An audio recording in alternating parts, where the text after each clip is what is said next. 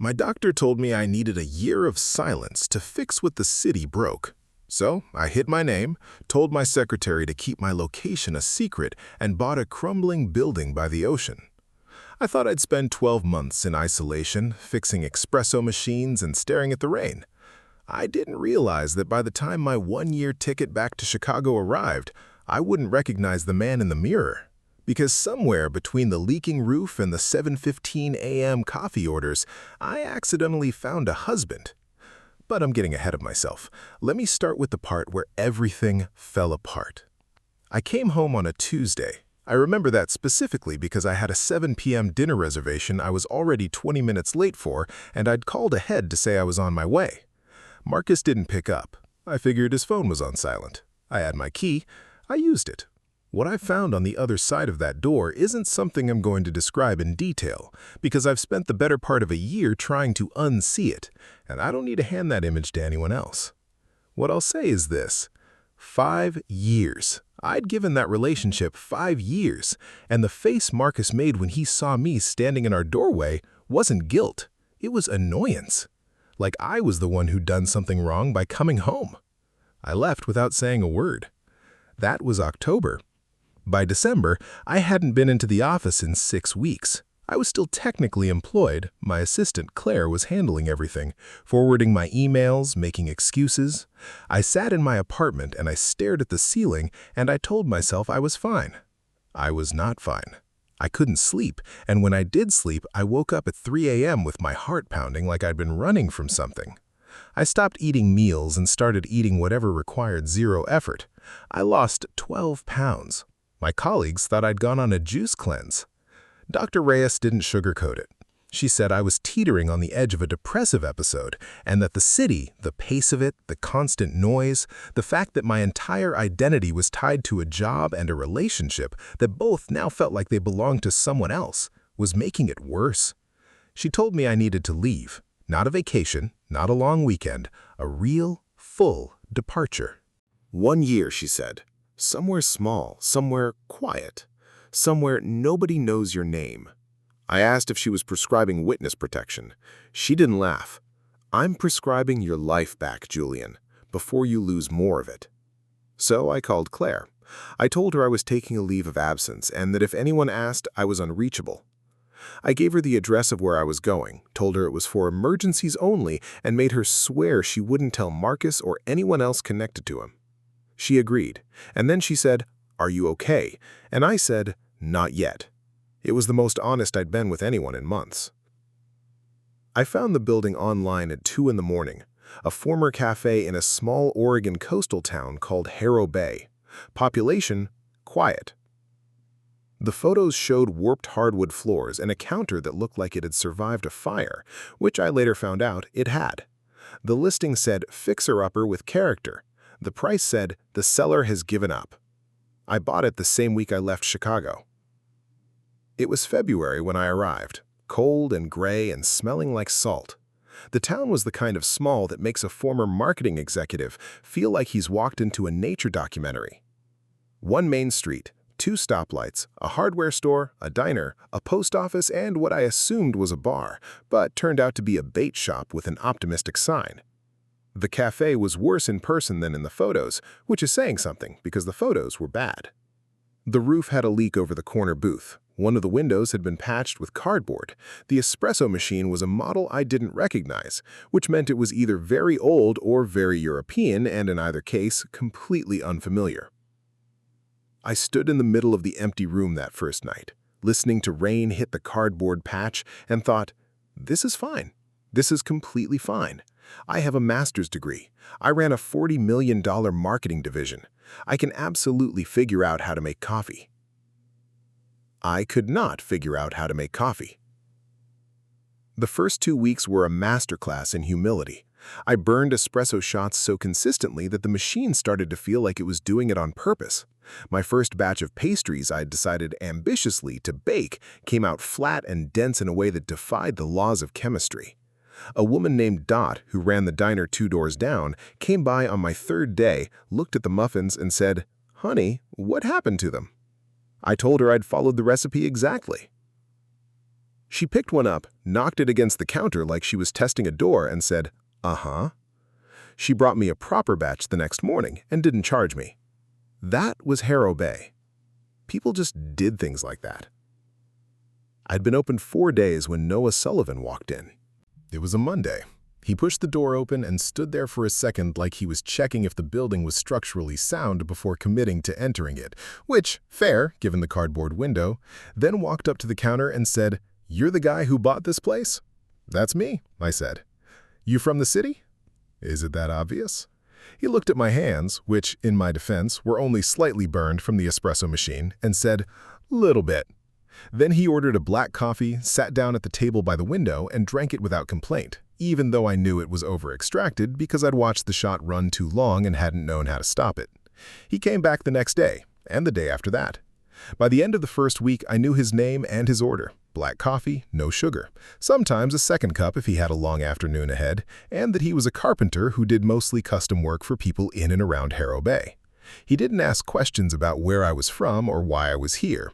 He just drank his coffee and occasionally looked at whatever I was failing at that day with the calm, assessing expression of a man who had fixed a lot of broken things and was doing the math on this one.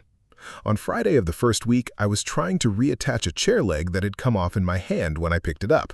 Noah watched me for approximately 30 seconds, then said, "Do you want help with that?" "I'm fine," I said, which was a lie because I'd been holding the chair leg for 10 minutes and had no idea what to do with it. He walked over, took the chair from me, gently, like taking something away from a stubborn child, and had it fixed in under 2 minutes. He handed it back without comment. I said, "What do I owe you?" And he said, "Nothing," and went back to his coffee. That was how it started. March came and went in a blur of small repairs. Noah started doing things without me asking. He'd notice a wobbly shelf and fix it on his way in.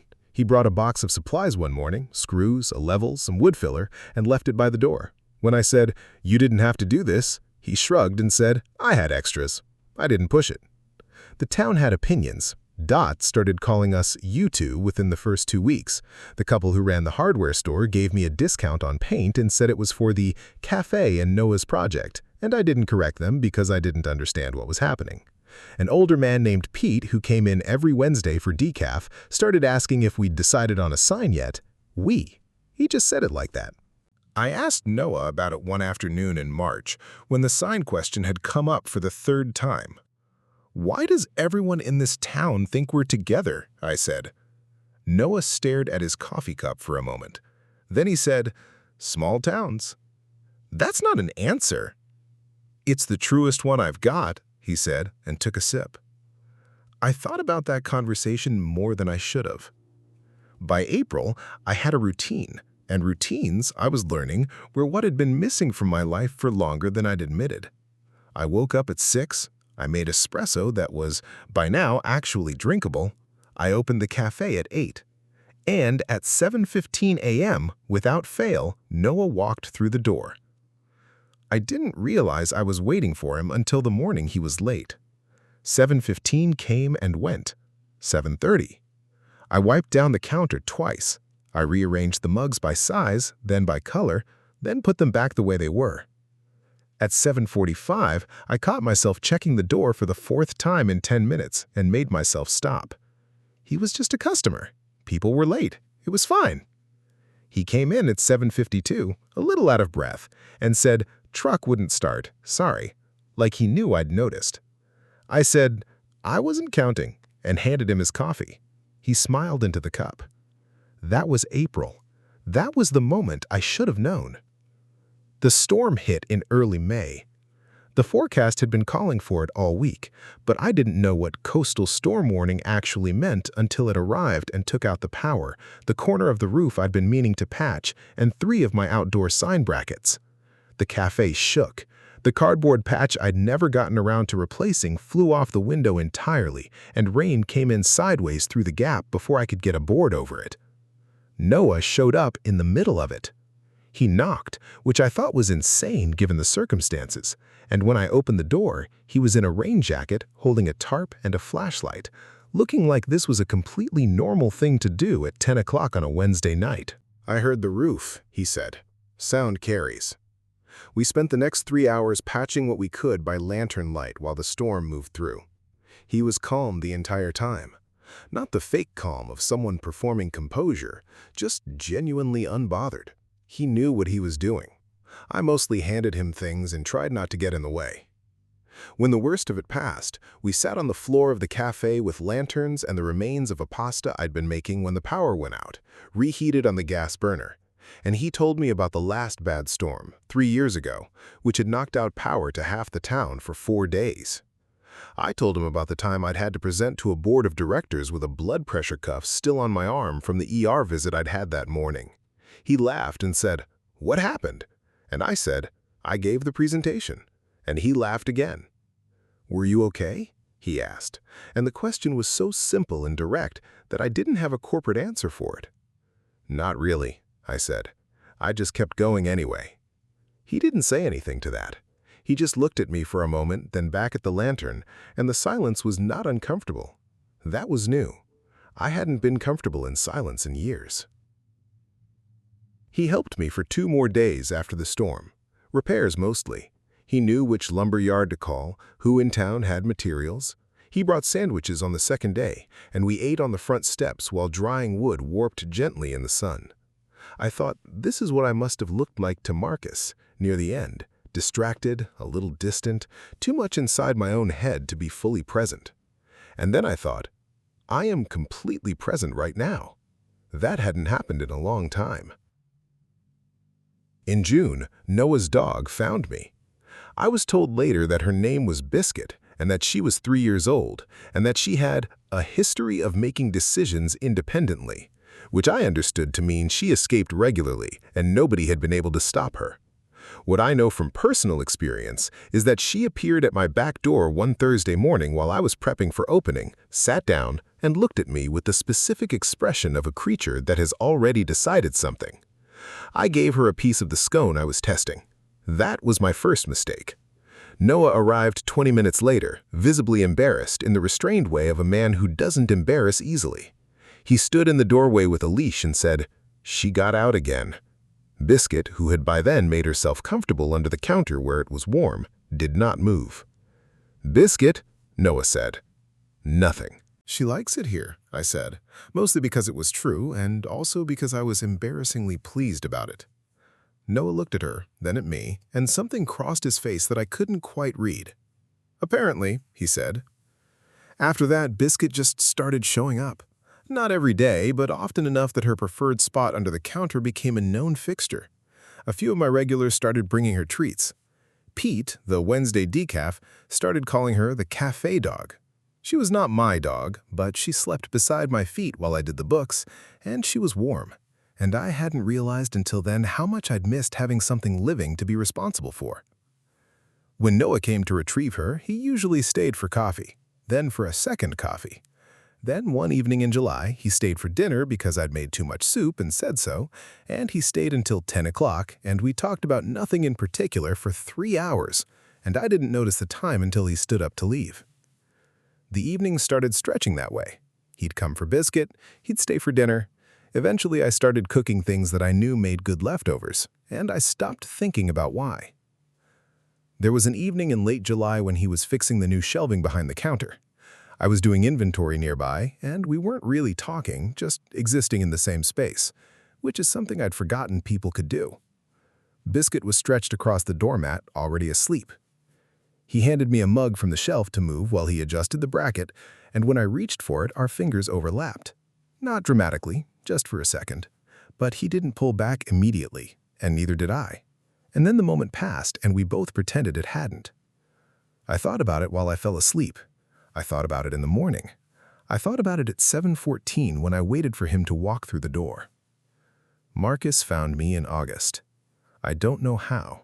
Claire insisted when I called her that she hadn't said anything, and I believed her because Claire had worked for me for 6 years and had never once given me a reason not to trust her. He must have figured it out another way. He was smart enough to do that. I'd always known it. I just hadn't anticipated he'd bother. He walked into the cafe on a Tuesday morning, which felt appropriate. He looked the same, put together, a little tired around the eyes, but that might have been the drive.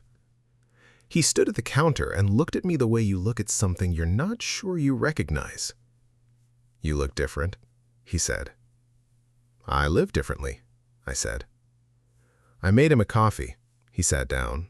He told me he was sorry, and I could tell he meant it, which was more than I'd expected and less than I'd needed once, and now needed not at all. He said he'd made a choice that cost him more than he'd planned for, and that he'd spent months thinking about how to fix it, and that he wasn't sure it was fixable. It isn't, I said, not unkindly. He nodded.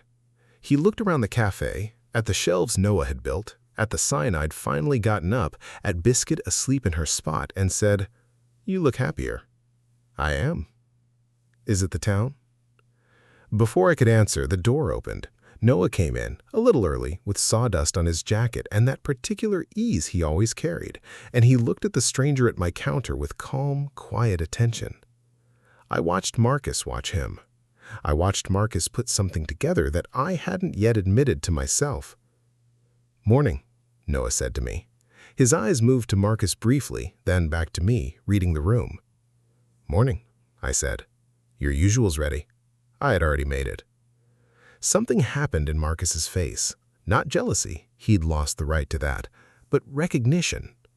He picked up his jacket, left a 20 on the counter that more than covered the coffee, and said, "Take care of yourself, Julian." "I am," I said. This time I meant it. He left. Noah sat down and looked at the door for a moment, then at me. He didn't ask. I didn't explain. He drank his coffee, and I went back to work, and the morning continued the way mornings in Harrow Bay did, steadily, without drama, full of small good things. September arrived like a reminder. The return date on my ticket was October 15th. I'd booked it back in January when I still thought of this as a temporary situation, a recovery period, a pause, not a life. I'd told Dr. Reyes I'd call when I was ready to come back. I'd told Claire I'd be back by November at the latest. I'd told myself it was always going to be 1 year. The town knew. I hadn't told anyone directly, but small towns don't need direct information. Dot stopped asking about future catering arrangements. Pete stopped mentioning the holiday decorations he'd been suggesting I put up. Even Biscuit, and I understand that dogs do not have calendars, seemed to be staring at me with increased intensity. Noah didn't say anything at all, which was how I knew it was affecting him. Because Noah talked. Not a lot, not loudly, but steadily, the way a river does, present and consistent. When he went quiet, something was wrong. I'd learned to read him the way you learn to read weather when you live near the ocean. The signs were small, but they were there. In October, he started leaving earlier. A second coffee became 1 coffee. 1 coffee became 35 minutes instead of an hour. He still came at 7:15. He never missed that. But there was a distance to him that hadn't been there before, a careful, deliberate thing. And I recognized it because I'd done it myself once, pulling back from something before it could hurt me. He was protecting himself from me. And then, one morning, he stopped coming altogether. 7:15 came and went. I made his coffee anyway and let it go cold on the counter. The next morning, I did the same thing, which was stupid, but the ritual had been sitting in my hands for 8 months, and I didn't know how to stop. A week passed. I served other customers. I wiped down the counter. I made conversation with Pete and Dot and the couple from the hardware store. I was fine. I was absolutely fine. The cafe was running well. The roof was fixed. The espresso machine and I had reached a detente. Everything was fine. Biscuit still showed up. She'd found a way in through the back, which I genuinely did not understand because I'd stopped propping the door open. But she was there every morning, and I was glad for it in a way that embarrassed me. On the 7th day without him, I sat down in the middle of the afternoon when the cafe was quiet and let myself be honest with myself for the first time in months. I didn't want to go back to Chicago. I hadn't wanted to for a while. I'd been telling myself I did because telling myself otherwise required admitting something much larger, that I'd actually built something here, that the cafe wasn't a pause, It was mine. That waking up at 6 to make coffee that people I knew by name would come in and drink was not a consolation prize. It was what I wanted. And Noah was not a small part of that. Noah was not a rebound or a distraction or a gentle interlude in a difficult year. He was the person I thought about when something funny happened. He was the person whose absence made the cafe feel like a room with the furniture moved. Everything technically in place, nothing quite right. He had put his hands to every broken thing in this building and made it hold, and somewhere in the process, I had become one of those things. I put my apron on the hook. I walked the 3 blocks to his house. He was in his workshop when I got there, which was attached to the back of his house and always had the light on. I could hear him working before I knocked. He opened the door and looked at me with an expression that was very carefully neutral. "Hey," he said. "You stopped coming in," I said. "Noah?" He set down whatever he was holding and crossed his arms and looked at the wall behind me. "Your flight's in 2 weeks." "I know." "Then what are we doing here, Julian?" "You stopped coming in," I said again because that was what I'd come to say. Something moved across his face. "I didn't want—" He stopped, started again. "You were always going to leave. That was always the plan. I knew that. I just thought I'd—" He stopped again. "Thought you'd what?"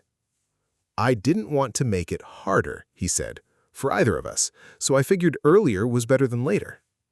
I stared at him. "You were protecting me from you leaving me by leaving me first?" He had the grace to look a little sheepish. "Excuse me?" "You idiot," I said. "You became the reason. You and Biscuit and Dot and the leaky roof that you fixed and the chair leg and the storm and all of it. I don't want to go back. I don't know when I decided that, but I know it's true." I could feel the words coming faster than I usually let them, and I didn't stop them. "I built something here. I have something here. You are not a small part of that, and I need you to stop making decisions on my behalf about what you think I want." He looked at me for a long moment. Then he said, "You're going to stay?" "I was thinking about it, yes." Because of you," I said.